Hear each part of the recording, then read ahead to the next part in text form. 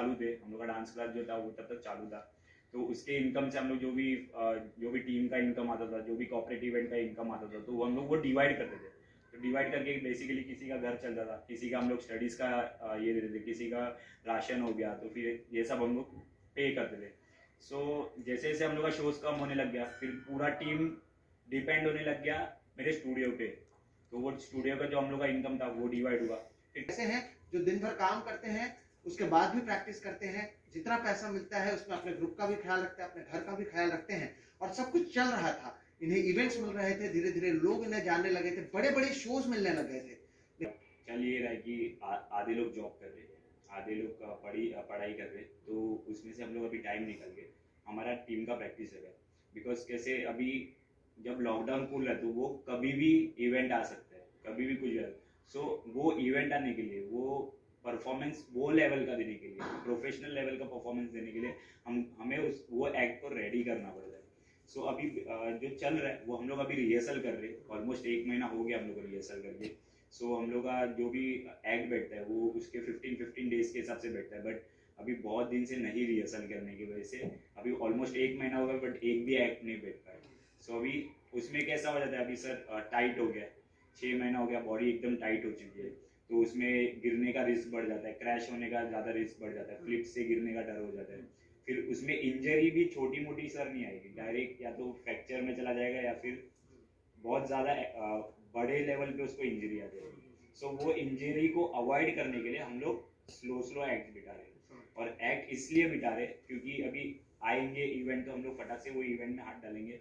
वो इवेंट में हाथ डाल के जो भी अमाउंट आएगा, पहले तो उसमें से थोड़ा सा जो अमाउंट रहेगा वो हम लोग साइड में कर लेंगे, रख लेंगे टीम के सिक्योरिटी के लिए, और जो अमाउंट रहेगा वो थोड़ा थोड़ा बांटा जाएगा टीम के बीच में। एंड और एक जो अमाउंट 1% निकाला जाएगा वो बच्चों के लिए निकाला जाएगा जो उनके स्टडीज में लगाएंगे।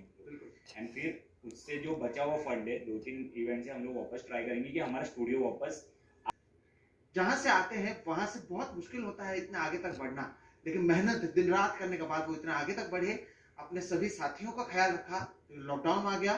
अभी भी उम्मीद है कि जैसे जैसे चीजें खुल रही हैं एक बार फिर से इवेंट मिलेगा और उसके बाद चीजें सुधरेंगी, लेकिन फिलहाल उसका असर जरूर पड़ा है।